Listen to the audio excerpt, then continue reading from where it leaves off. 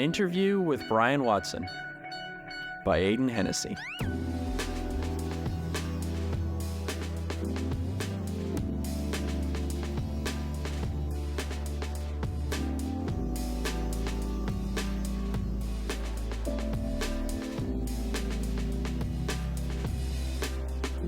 Sometimes our journey through life can take us down many paths, but often who we are and what we love at our core is intrinsic to our experience. For Brian Watson, music has proven to be his calling in one way or another. Whether it's performing it himself, nurturing it in others, or recognizing something special when he sees it. Having been a marketing manager, an international booking agent for acts like Bryan Adams, Sarah McLachlan, and the Tragically Hip, a Juno Awards selection committee member, and now having been the campus director and senior educational administrator at SAE Institute, Vancouver, for the better part of a decade, Brian has let his love for music shine through his work. I am fortunate to be sitting down with him today. Brian, time for our confab. Wow. Oh, I like that. Yeah, I thought that'd be kind of funny. That's a good word. Yeah, I got that word from you. Yeah, welcome. Well, thank you for having me. I'm honored to be here. And a little bit nervous to say, I don't mind talking about myself, but when the mic's in front of you, you get a little goofy. Yeah.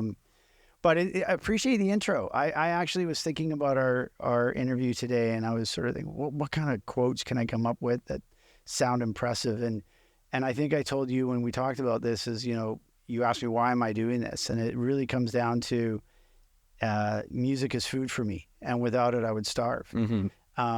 And so the fact that you picked up on the different incarnations of Brian Watson is pretty cool. Yeah. I've been pretty fortunate. I've seen many sides of this industry.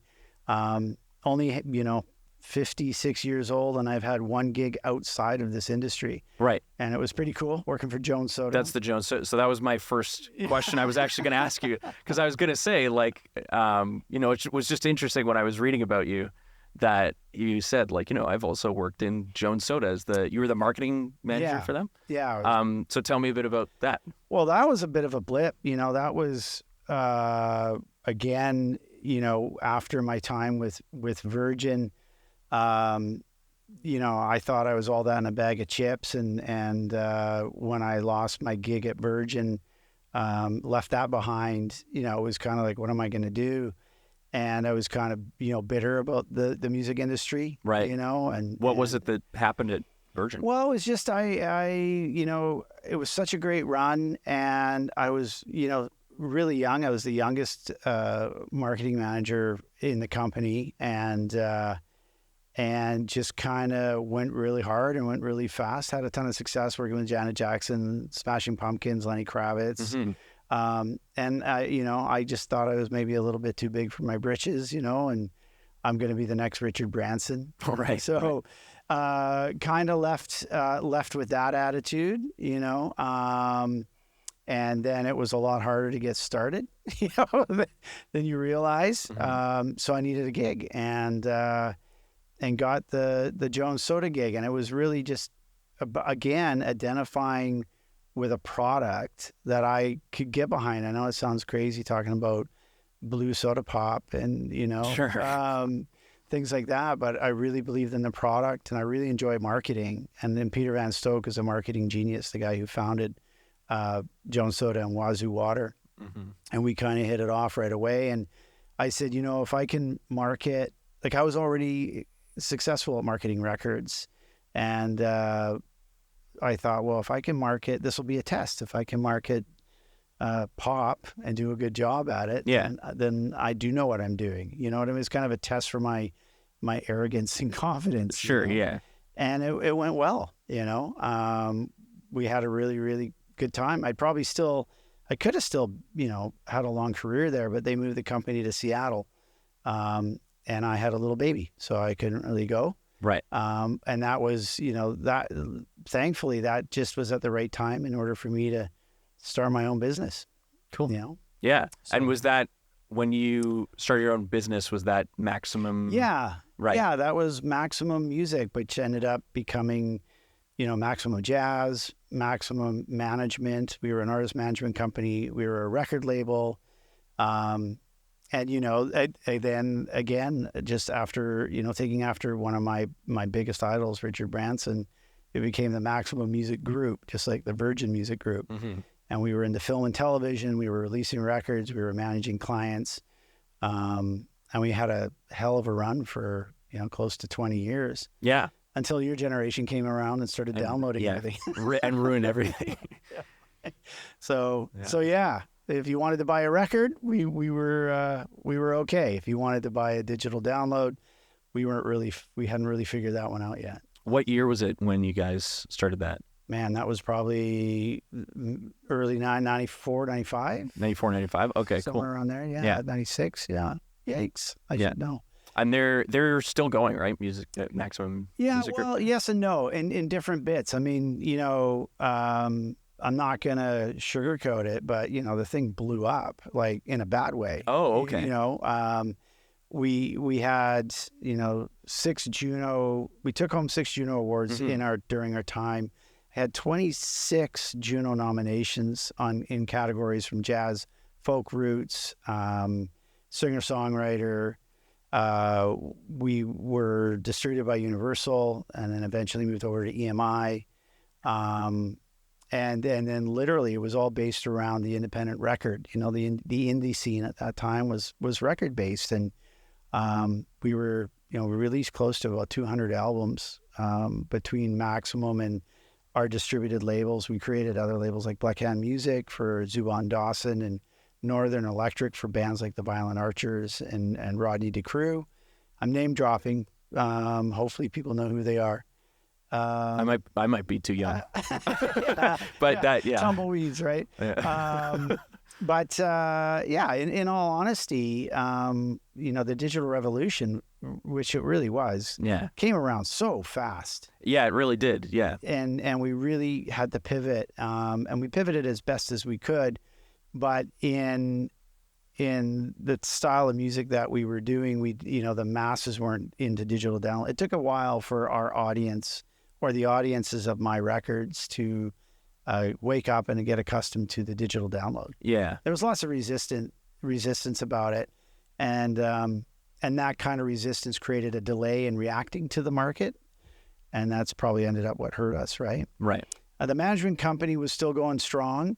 But after 5 or 7 years, you know, as your former guest, Bruce Allen, you know, everything's cyclical with a client. They go like crazy for a cycle and then they need to rest. They need to make new product. Yeah. And so we just happened again to, you know, our roster was, you know, taking a break after 5 years of working really hard and having success. Yeah. And starting families and things like that. So, and in all honesty, I kind of just got tired of it. And so it faded away. So to answer your question is, you know, different components. A coworker of mine, Kathy Campbell, took Maximum Management and off she went managing Jim Burns and Jesse Zubot and Steve Dawson and a bunch of others.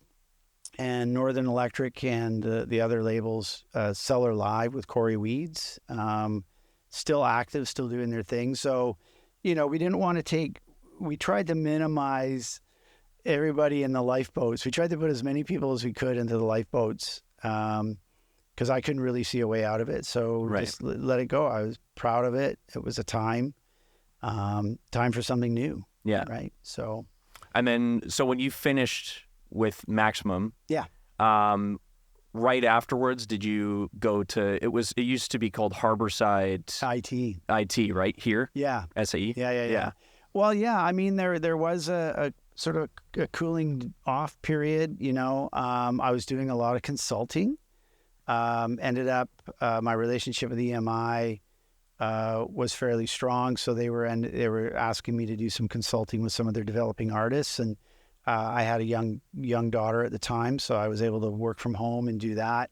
And you know, when Maximum was hitting on all cylinders, you know, there was a huge office and there was like, you know, dozen or more employees and expectations and things you had to deal with. And so after that time, it was nice to sort of just have to worry about me getting up and being on time instead of others, right? Yeah. So I enjoyed that consultancy time, and it gave me an opportunity to, hang out with my daughter. And I got into teaching. I hooked up with Fiona Black at Capilano University, and we worked together with others to nurture the, business admin program that they have. I sort of got a taste for public speaking. I got a taste for teaching. I did, you mentioned that I was on the committee for the Junos. I was on the Arts Council, the Canadian Council for the Arts, the North Vancouver Arts Commission. I did a lot of that stuff, and that was really fun. It didn't pay, but it was fun.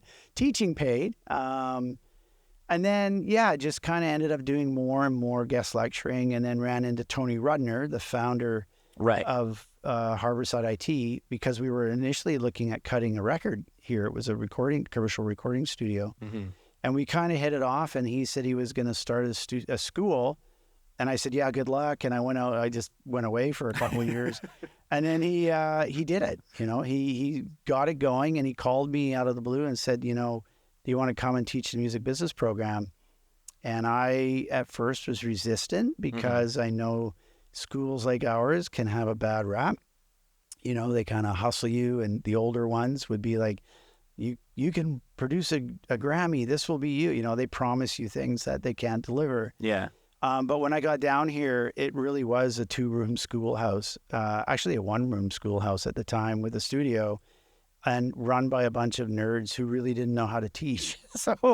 So I saw potential, and I talked to him about an idea and a vision, and we worked together. I was teaching, and then I worked myself into management, and then eventually Tony, took a back seat to focus on other things.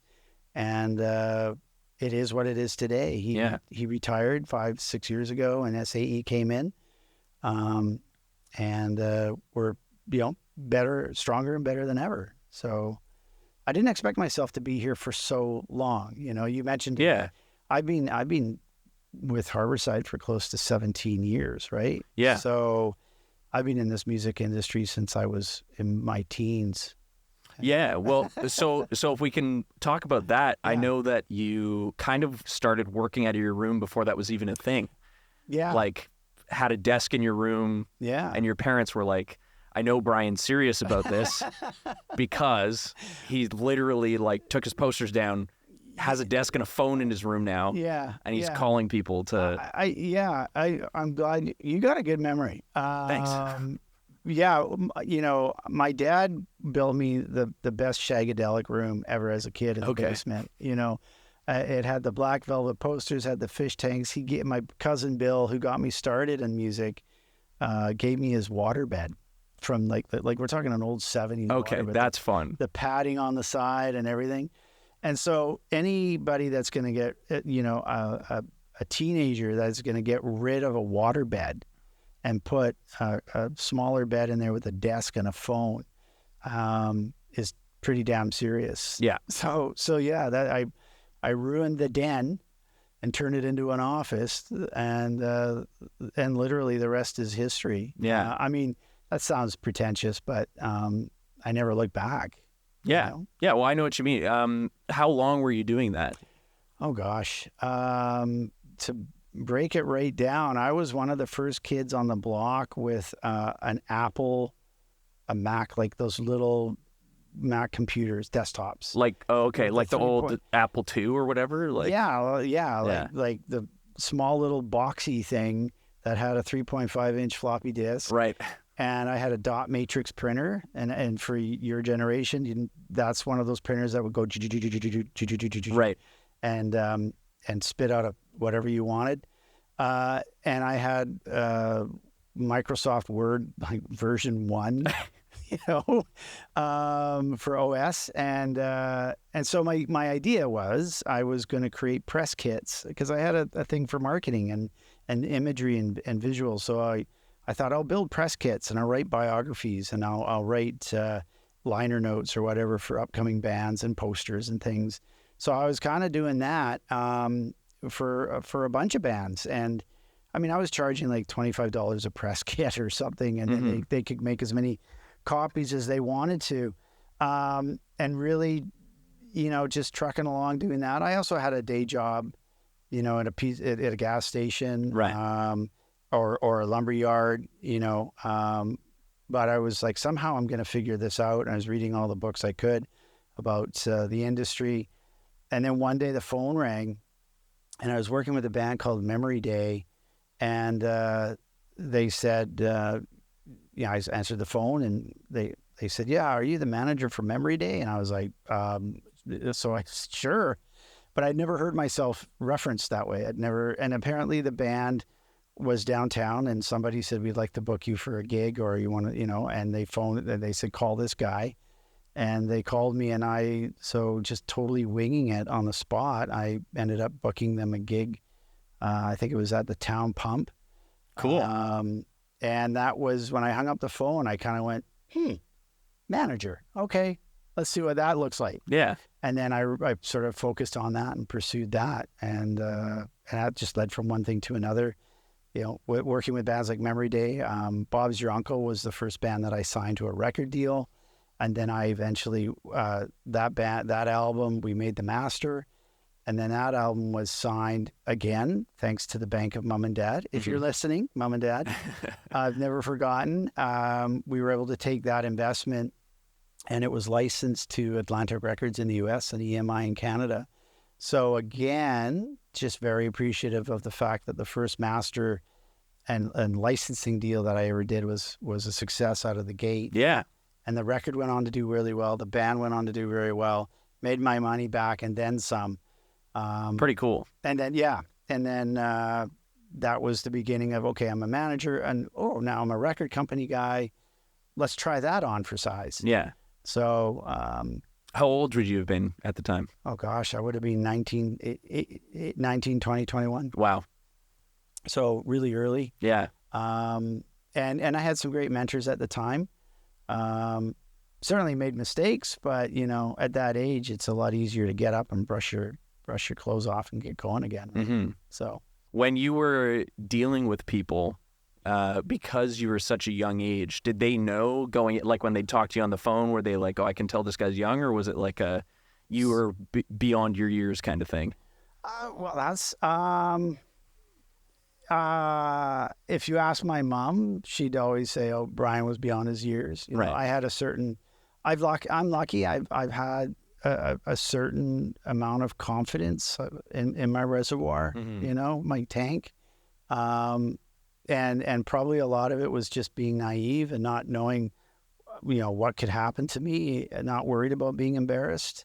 I kind of hit it out in the open. I still tell anybody I work with, you know, hide anything out in the open. Don't be afraid of it, right? Yeah. And people are usually accepting and supportive. But yeah, there were some people who were just, who is this guy think he is?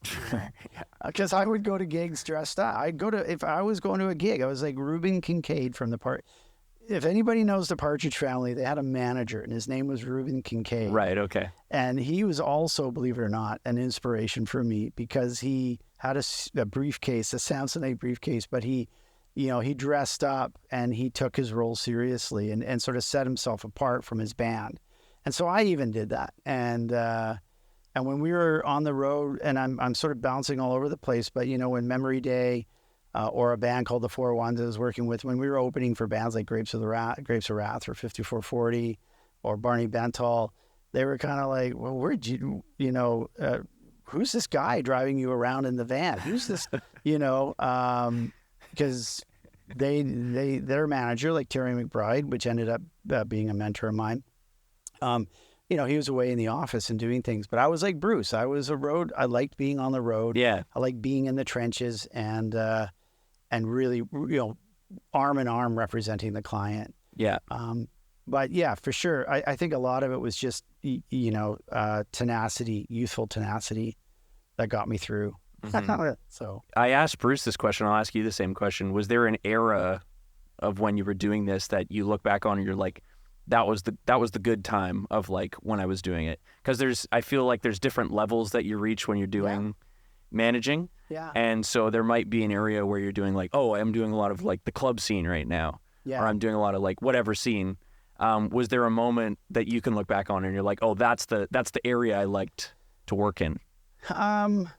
Yeah, I could say that a couple of times. I wouldn't say like there was a golden era. There was just times where I really felt that things were clicking and in the pocket and appreciative of it. And so to make it just, talking about Bruce is I ended up working at Feldman and Associates, as you said, working under the arm of Steve Herman. Yeah. And Shaw Salzberg, I believe, and Sam Feldman. And I got that gig again because I was out at Purelator putting packages together, mailing press kits for the band Memory Day to the various record labels. And we're talking back in the day when I had cassette tapes and actual press kits with photographs, Yeah. And there were pagers. I had a pager where it would beep, beep, beep on my belt, and then I'd have to ask somebody if I could borrow a phone. So, and no lie, I was at Purelator on 14th and Lonsdale, and my pager went off, and I hadn't recognized the number. And the young lady at the counter knew me from always dropping off packages, trying to get that elusive record deal. And I said, "Can I borrow your phone?" And she said, "Sure, but last time you talked for 10 minutes. Make it quick." Right. So I phoned the number, and they said, Feldman and Associates. And I said, "Yes, hi, it's Brian Watson calling." And she said, "Oh, 1 minute. They're expecting your call." And I was like, what the? And you can't rate this stuff, So anyways, it turns out that I was put on the speakerphone with Sam Feldman and Steve Herman right away. And Steve Herman, the first thing he said out of his mouth is, after introducing himself, he said, "Are you the guy stealing all my gigs?" Okay. He said, bit of an interesting intro. Said, "Well, what do you mean?" And I had been booking Memory Day and Bob's Your Uncle and other bands, and I'd been very aggressive with landing some very, high-profile opening slots.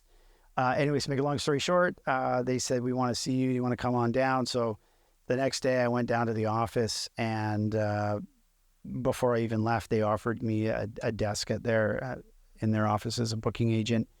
And they said, "Bring your bands. But also here's another young artist named Colin James. Here's another young artist No way. named Sarah McLaughlin." Steve Herman was the responsible agent for them, but I was the guy doing the college scene, right? So Yeah. Northern Pikes, Boots Sauce, band named Luba, Grapes of Wrath, 5440. Wow. So welcome to being a booking. Again, there you go, right? Like no planning, just, oh, well, now I'm a booking agent. Let's try that as well. Yeah. So being a young guy who called himself a manager, as you can imagine, the half a dozen bands that I was working with, when I told them I was bringing them to Feldman and Associates, it was quite a feather in our cap. Mm-hmm. And again, just young and sort of fearless and all that in a bag of chips. Yeah. What were your experiences with people like Colin James, Sarah McLaughlin, those kind of people? Like, they were all good and bad. I actually, you know what? I totally missed to answer your question. So I just want to go back. You were asking if there was a particular time that I felt things were in the groove. Yeah, right? sure. Yeah. And I just wanted to mention that there are moments throughout a career, and I hope others recognize this too. And it was when I first worked for Feldman's, where I was going with this is I got a call to go with Steve Herman to visit the one and only Bruce Allen. We were going to have a strategy meeting about a Bryan Adams tour. Right. And there I am sitting in Bruce's office with shag carpeting, and if the walls could talk, right? Just think of the history of Loverboy and Brian and BTO and Lou Blair's across the hall hollering or yelling away at somebody on the phone. It was just right out of the movies, and I'm sitting there, told to keep quiet and just take notes. And man, I was like, I couldn't absorb anything faster. I was like a sponge, just soaking it all in and I was almost the overload of a sensory what's the word I'm looking for? An overload of my sensory senses. overload. Sensory overload, and so there's moments like that. I just felt like I was in the right place and super appreciative of being able to steal with my eyes and ears. Yeah.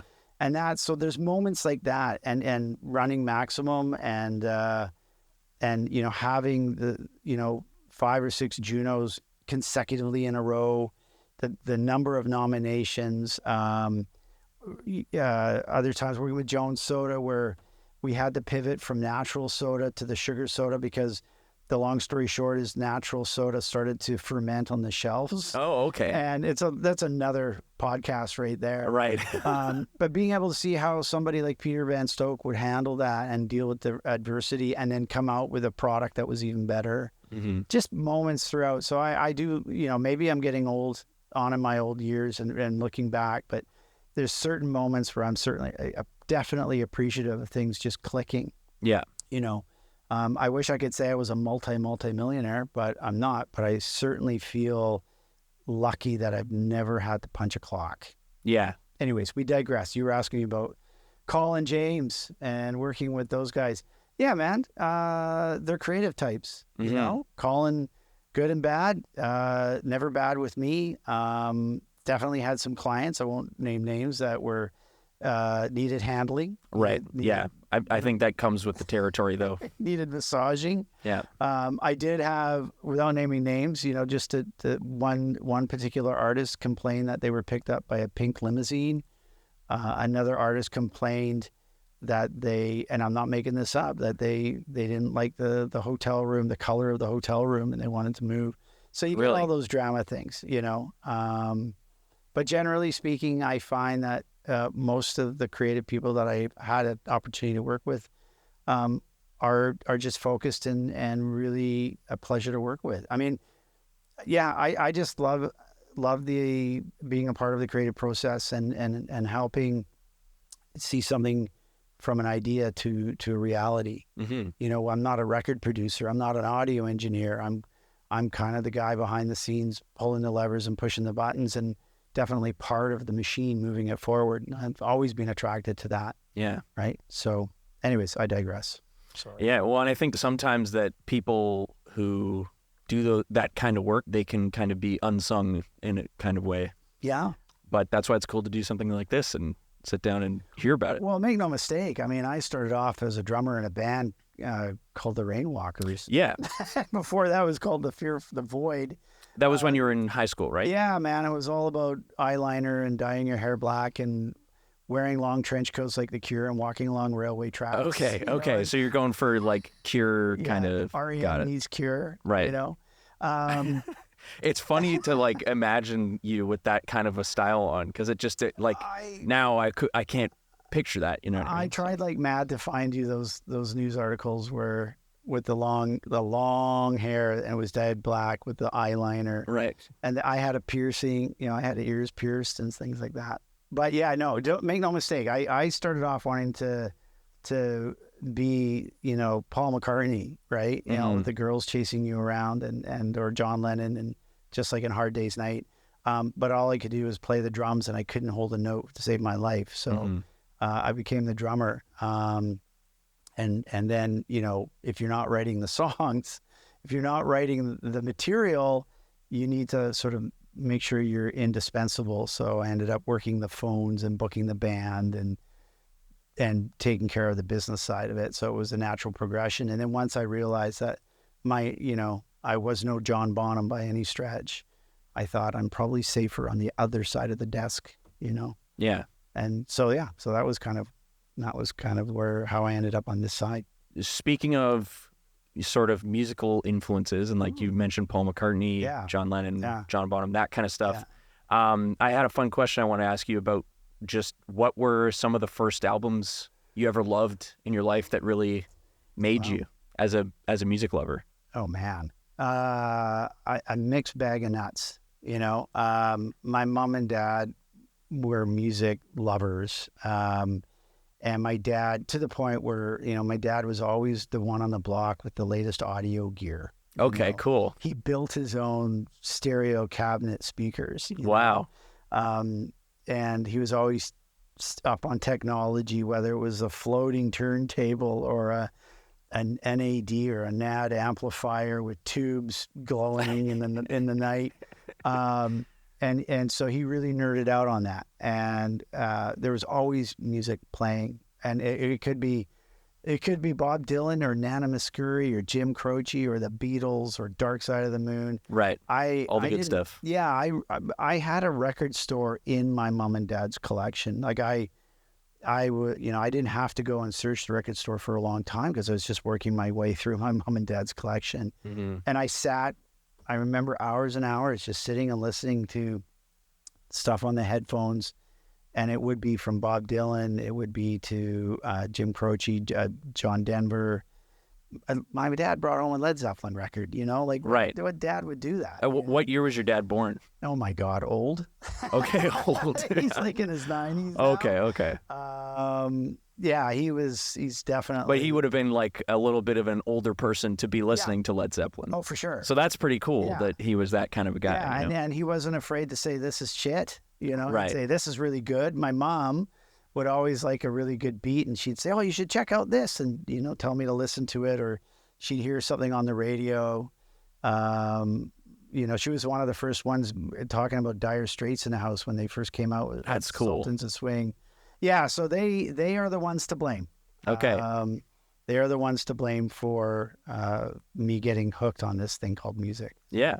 Were they, did they make any music themselves? Like, were they instrumentalists at all? Or No, my dad was an amateur banjo player.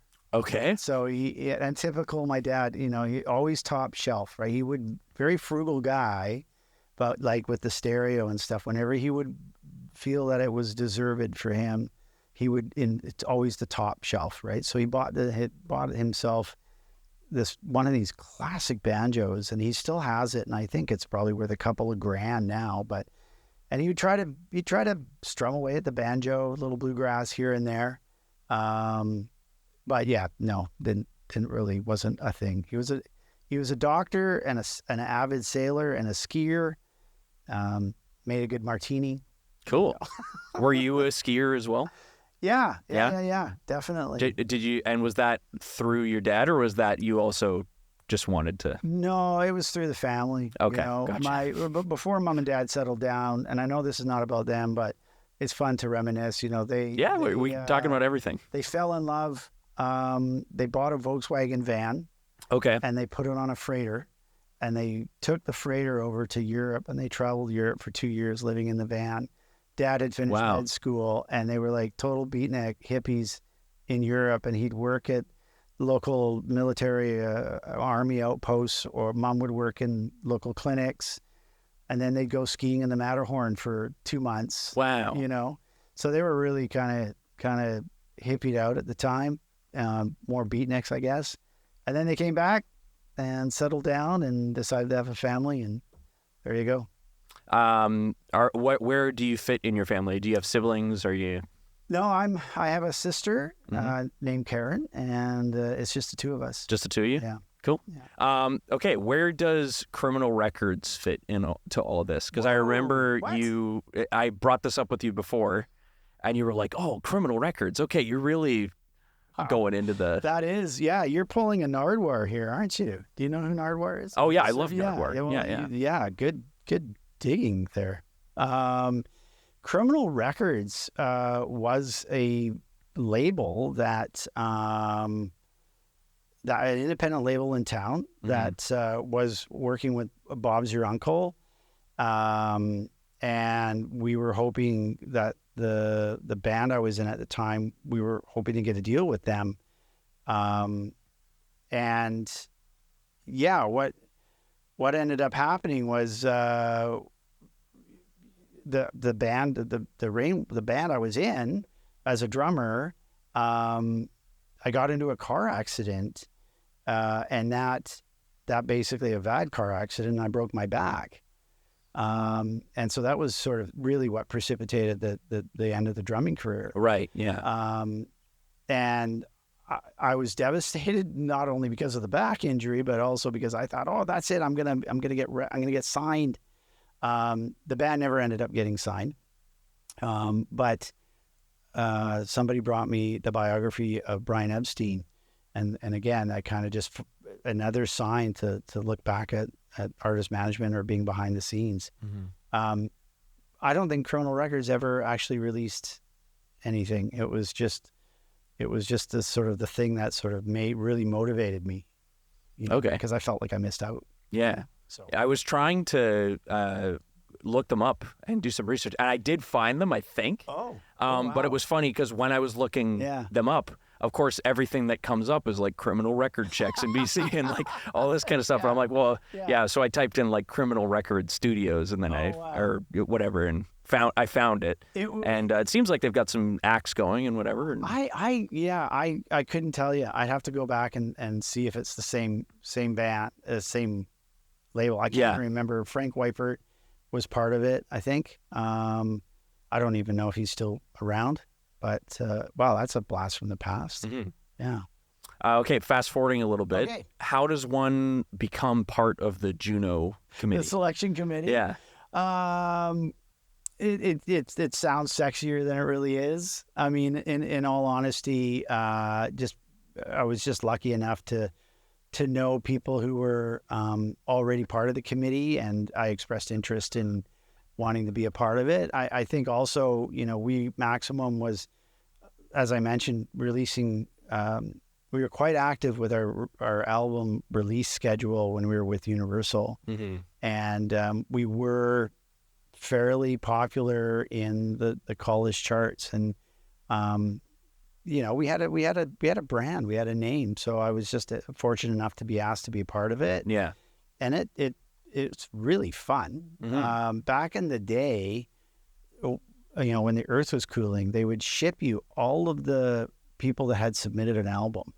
So it was like Christmas. You would get 50 albums that you'd have to listen to, and some of them were great, and some of them were like, wow, some were like, yeah, you're not getting selected. Just unfortunately, because you can make a record doesn't mean you should. Yeah.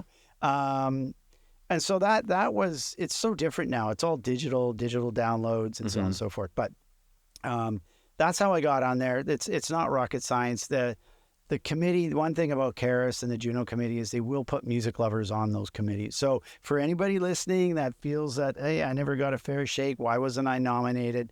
Trust me that the committee members take it seriously because they're music lovers, and they go through it with a fine-tooth comb.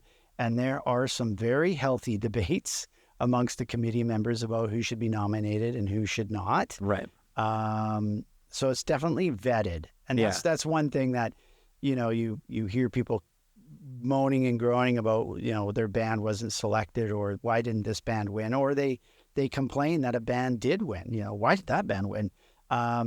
Generally speaking, it's an assessment of your peers, unless it's a Doritos fan favorite kind of thing. Right. Or unless it's a sales-driven award. But generally, from a creative perspective, those committees are legit and they take it seriously. So that's my little boost for the Canadian music scene. Yeah. A little prop for them. Sales-driven award, as in like you're giving the award because the album has done so well. Yeah. So it's okay. Yeah. Gotcha. That kind of stuff. You have your creative awards, you have your sales-driven awards, and you have your fan favorite awards. Okay. So cool. We never won any of those big ones. Folk Roots of the Year, Jazz Album, Singer-Songwriter of the Year, that kind of stuff. Yeah. I mean, Singer-Songwriter of the Year is pretty cool. Yeah. Doesn't pay the bills. Yeah, sure. But it is at least cool to be recognized in that way. It is. Yeah. I mean, this sounds totally pretentious, but when you win, Folk Album of the Year or Jazz Album, Contemporary, Instrumental, you're the best of the year. Mm-hmm. And just because I know what the committees go through, I know what the time they take to review these things. So there is a glow for a few weeks after. You're like, yeah, man, I'm the best. Our album is the best of its class in Canada. Yeah. But it's a good thing it's not sales-based because you don't sell a lot. Yeah. So. All right. Now I want to ask you about the school. What is it that you yourself want people to walk away from here with? Yeah, that changes over the years, right? Mm-hmm. I think as I get older and I've, seen students of all shapes and sizes come and go, in the beginning, I wanted that, I wanted to create and worked, and it's still working towards creating, a boutique school equivalent to Berkeley, a reputation that's beyond itself. A small school that can punch above its weight class. And so in the beginning, it was like, I want you to be the most technically proficient. I want you to be the whiz kid. And I want you to I want you to go out and get record deals, and some have, and go on to great success, collaborating or producing other clients. But interestingly enough, in all honesty, it's now about, I want you to feel that you have the confidence in yourself. I know that's all tree huggy and stuff like that, but it's really about having the confidence to be successful, and believe in yourself. And if you can be successful, no matter what it is, and audio engineering might not be for everybody for the rest of their lives, right? It might just be something they want to do for now. So I think the idea of accomplishing something, taking something to completion, and improving and bettering yourself through the process, is what's important to me. We have had students graduate and audio is still a part of their lives, but they have taken what was instilled in them here, and they've gone on to create other careers and successful at it. Mm-hmm. Right. So, I don't expect any, we're all that in a bag of chips. Like, it's, the change is from within. So for me, it's more about the journey and somebody coming out on the other side better than when they got here. Yeah. Yeah. Yeah. In whatever capacity. Whatever capacity. Yeah. That's where I'm at right now with it. Mm-hmm. So has it been fun for you to build the team here with people that you've known throughout the years? Because I know like Alex Grigg, you worked with before and had a relationship with him throughout the years. Yeah. And then I know when Futch was here, Garth Futcher, I should say, well done. just so everybody knows, Yeah. He was someone that you've worked with. So is it cool to like have these people that have come into your life be in the same place as you, like providing that kind of knowledge? And absolutely. You hit it right on the head. That's the manager in me. Mm-hmm. I love being the quarterback or the coach, I should say, that has the bench, and I tap people to go into, I tap people on the shoulder and say, okay, you're up. I love that, putting it togetherness, that building the team, always looking to improve and sharpen the saw, for lack of better words. And definitely fortunate to have, worked with Futch and Sam Ryan and Alex Grigg. And now we got a bunch of new guys on that have had history in Vancouver and in Canada. I feel like I'm putting together a band. Yeah. You know what I mean? Yeah. And that's really what floats my boat. The reason I was smiling when you were asking that question is because that's exactly how I feel. I feel like I'm a manager of the talent, as the faculty talent. Mm-hmm. Yeah. How do you feel about working with like younger people like Dan Ponich, who came through the school? Yeah. Right.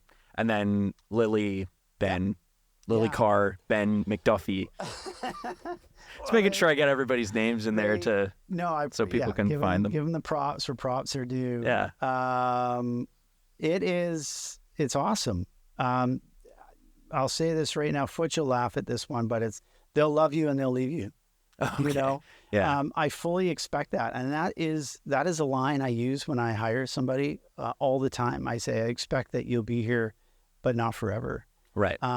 Because we are hiring people who are active in the industry as engineers, producers, or artists themselves, like Lillian. Yeah. And they eventually they use us as a place to be safe and to be active, to make money. It's a job, but they're pursuing their creative careers. And and SAE too, my boss, my leadership is totally supportive of that.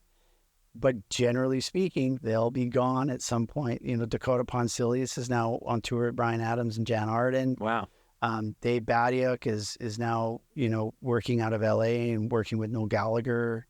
And Sam Ryan is, now working and mixing and Dolby Atmos and mixing clients. And I think his one of my favorite credits for him is My Little Pony. Oh, the TV show? Yeah.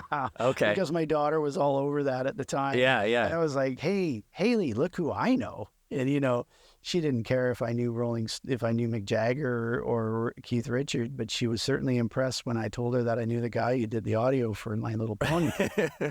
So it's awesome to work with that talent. Yeah, I'm very fortunate. We were just at Railway Studios today. Yeah. They did a lot of the recording for My Little Pony there, I'm pretty sure. So it Railtown, was yeah. sorry, Andrew. Railtown. No, was, that's all right. was Sam working through them as well? Like, He might have been at the time. okay. I just know that, there's been many times where Sam was in the studio and I'd walk in and he would be working on, My Little Pony song or Tegan and Sarah thing or Right. something. So it's Yeah. always cool. They always got every one of our staff members or faculty members as well. Oh, the side projects are exciting, Yeah. And that's one thing about, to give us a plug, SAE, our faculty work in the industry. There's not one person that's just faculty. Oh yeah. Yeah. So Everybody I've met here, it's really interesting to see, like, all the teachers. Yeah. Everybody's doing stuff. yeah. As well as Yeah. teaching here, right? Like Yeah. Tess. Yeah. They just right. released their first album, Sugar Fungus. Yeah. Little plug. Tess Meckling. You already got a grade for that class. Right? Yeah, I know. Well, hey, I actually don't want to talk about my grades in that class. Music theory was not because I came here Yeah. for a little bit of a different reason. But yeah. and then what was I going to say? That's funny. And then also you have people like Scott, who work in post audio film and stuff like that. Yeah. So there's definitely like a range of people here working in audio, but everybody's doing something Yeah. at a pretty substantial level. Yeah, it does make my life miserable sometimes. Yeah. It's like herding cats trying to schedule me. If you guys are listening, take it easy on me. Yeah. But yeah, no, they're all active and they're all working in the industry, which is high tide for all boats, right? It brings up the students as well. Mhm. So maybe it may make for a goofy schedule for you sometimes, but anyway, Sam has played a big role in the school. huge. Yeah. Tell me a bit about him and what he's done. Sam is our mad scientist. He is the backbone of the curriculum. He's the logical thought process of the curriculum. I'm not an audio engineer. I'm an idea generator. Right. And, definitely have had my hands on the curriculum, mostly focused on how it relates to the employable, what's happening in the industry. And just instinctual, what my guts are telling me that students need to be learning. And it's people like Sam that I turn to and say, okay, here's my idea. What do you think? And if you actually, don't throw it out the window, then maybe we could turn it into something teachable. And he has such a huge passion for music, but also the trade, Yeah. audio engineering. I mean, it's in his blood, right? And you listen to, when he can teach, I stop in his classes when he's here on campus, and I'll just, next thing you know, an hour later, I'm like, oh yeah, I got to get back to the office.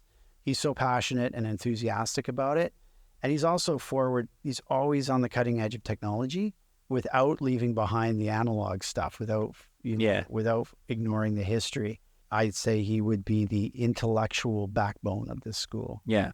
And passion, creative and passionate backbone. Yeah. He just loves what he does. He comes across as a bit of a encyclopedia of knowledge I for. don't know if he likes it. I often say he's like Spock.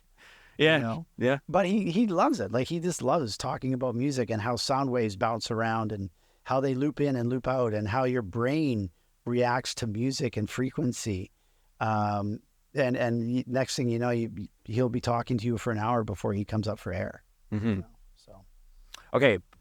Totally different okay, topic. yes, sir. I have a story I want to ask you about because you mentioned it in a class All right. one time, and I think it will lead to some interesting All right. conversation. Oh boy.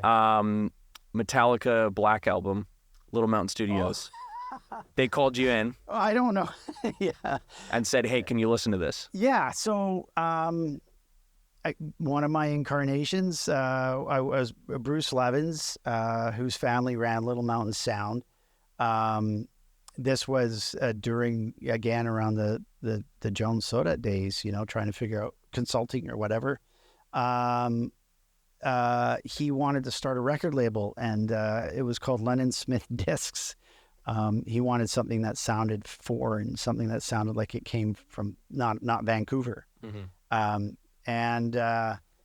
So he was running the record label out of there, and I was brought on as the marketing guy. head label dude. We signed a bunch of bands like Free Water Knockout and Stigmata, and ended up working. The last album we signed before I left to go to Virgin was Lowest of the Low out of Toronto.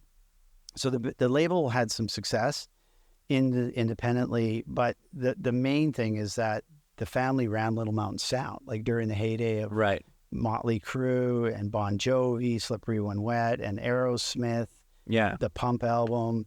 I learned a bit of that started, like, because I know there was a time period, like, mid to late 80s and then into the early 90s where Vancouver was like a real hub for music, especially Little Mountain Sound. Yeah. And I know that, what I was reading about it is that Bon Jovi liked Loverboy's sound so much that he was like, I want to do stuff up there with those people. Yeah. And then that's kind of how it all started rolling, and then more people rolling. They were Bruce Fairbairn had the drum sounds.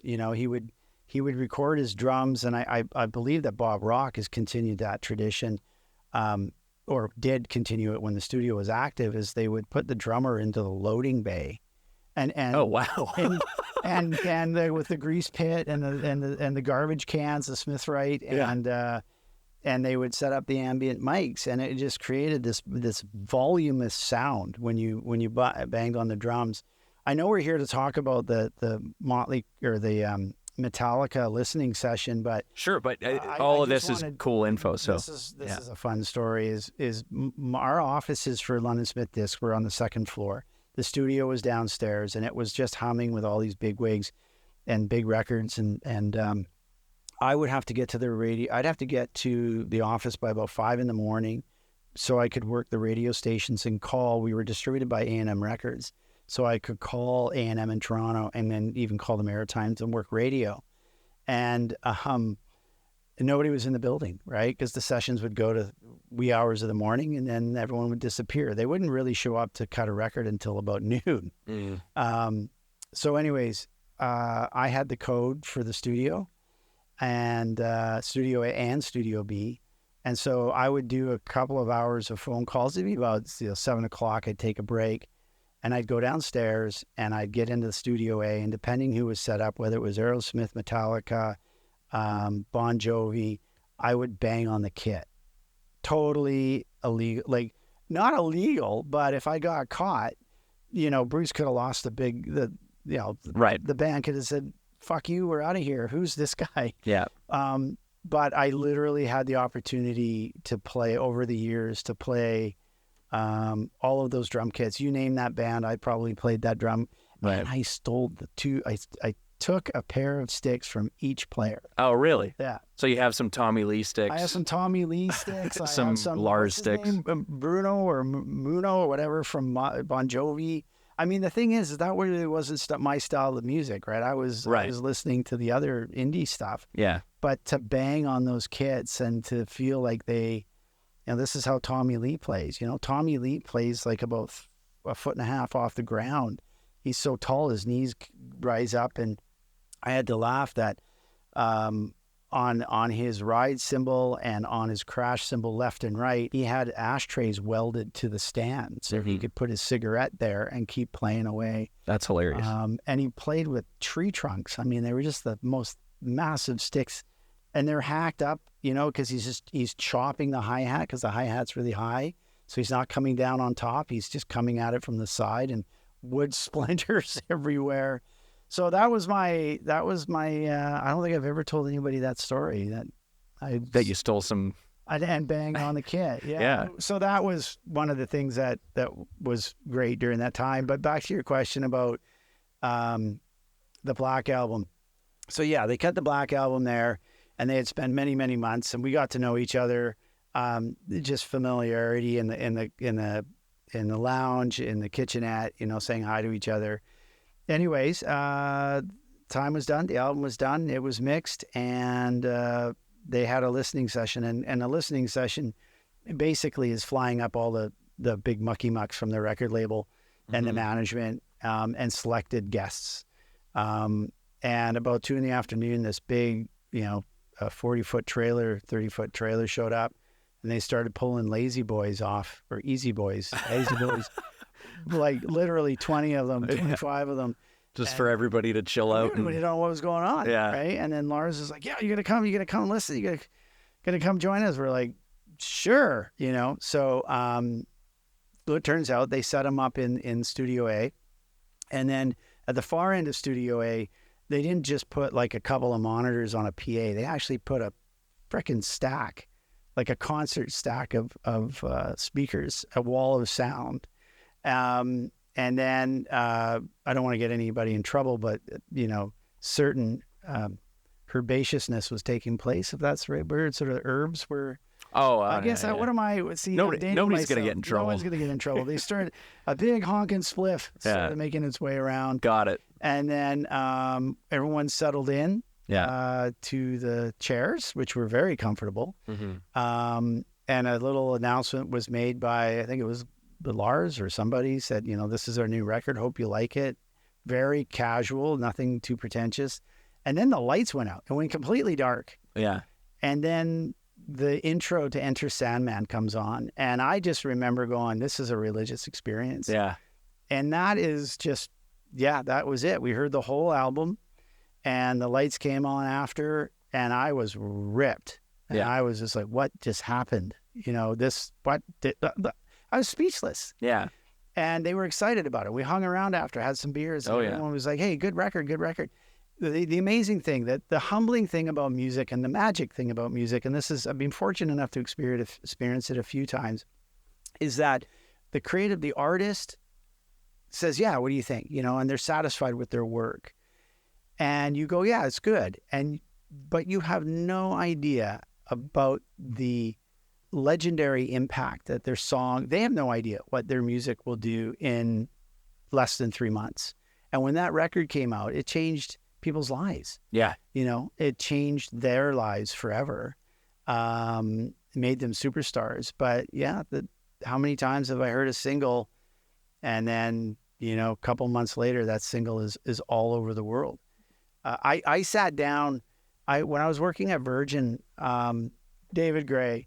So David Gray was signed to Virgin and he came into town and he was going to open for Suzanne Vega at the Town Pump, like on a Wednesday night.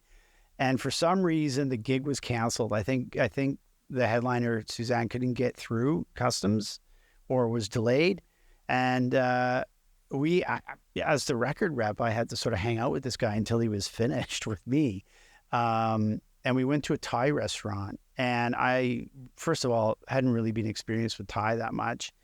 And he loves it. He's from England, right? London. And he just loves it. So he ordered this stuff and it was like 5 peppers each. The pepper scale, 1 pepper or 5 peppers. And he ordered 5 for everything. Literally, it was melting, right?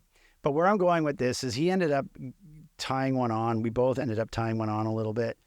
And he just got really melancholy. And he was talking about how he's frustrated with the label and how he's just not getting any attention from the label and that opening slots suck and that he has been away from his family or his wife at the time. And he was really miserable. He says, I'm going to give it like till the end of the year. I'm going to give it a couple, I think it was about summertime. So he sort of had set up in his mind that if this record doesn't take off, he's going to just give it up and go get a job. And I'm not making it up. It was crying in his beer kind of stuff. And I'm sitting there going, Dave, it's okay. I just met the guy at the airport, right? So so he goes on his way. He takes off. He's got some small gigs across Canada and he's on to the next rep for those other markets. And I shit you not, 6 months later, Babylon gets released as a single. Massive hit. Yeah. Massive hit. The guy's starting to play hockey arenas, Wow. And 6 months before he was ready to quit. It's just the magic of music. Yeah. You just don't know what's going to connect. Yeah. So anyways, I remember that. It's also the unpredictability of life, right? Like life, That's a good metaphor, yeah. Like you can be, feeling like absolute dog shit one day. And then 2 weeks later, you could be on top of the world and you have no idea when that's going to happen, how it happens, all that kind of stuff. Yeah. I mean, people often, if you wanted to equate it to music is tonic, right? It's therapy for people. Mm-hmm. I mean, You know, we all want to be rich and famous and drive fancy cars and have boats and stuff like that because of the music industry. But at the end of the day, you know, if you're in the music industry, generally speaking, it's something that speaks to you and resonates on a sub-frequency basis. Yeah. Even if it's some shitty Justin Bieber tune. I like Justin Bieber tunes. They make me happy. Yeah. You know? So anyway. Is that because your daughter? Actually, Trying no. to save face? No, I've actually become a bit of a Bieber fan on my own. I think that Bieber is definitely someone to respect as a person who, or as a talent. Yeah. And I think also we'll look back on him as like, you know, he did a lot for Canada and pop, like Canadian pop For sure. music, you know, like one of the biggest stars ever. He's from Canada. You can kick Justin Bieber, you can kick Nickelback, you know, but at the end of the day, they're successful for a reason. Yeah. You know, So, but Justin's, I like his new collaboration. I like the way he's releasing singles. I like his business, the way he's approaching his career. Mm-hmm. And yeah, there's a baby Bieber coming. So yeah, that's the new news. Sorry. Mr. Watson, have a phone call. Mr. Watson. There, I have to play that.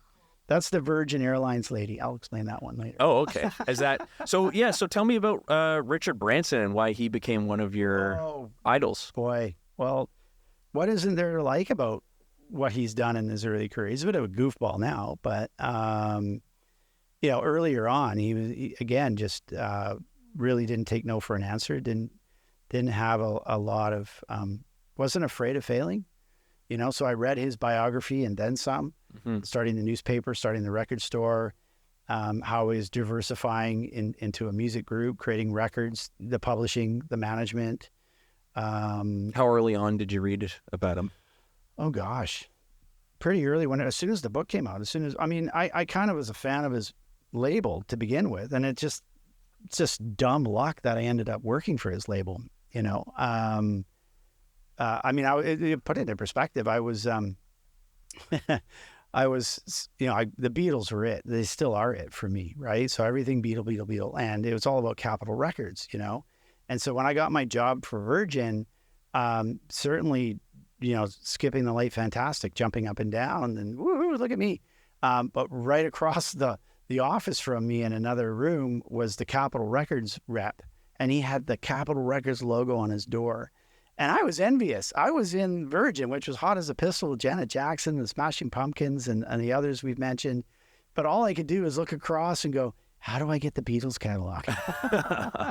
How do I get to work the EMI catalog? Yeah. So anyway, Richard was simply just entrepreneurial, and I was attracted to that. Oh, sorry. This guy, do you want to take the call? I should. It was my son and my wife at the same Sure, time. and we can pause the... 1 second. Sorry. Yeah. Hello. Hi. At this point, Brian received a phone call, and we're planning on doing a part 2. I got busted. Yes. So for now, I'll say thank you, Brian, for sitting down with me. Thank you for having me. And I'm looking forward to talking to you again. Yeah, I look forward to coming back. Thanks, Aidan. Awesome. Okay, bud.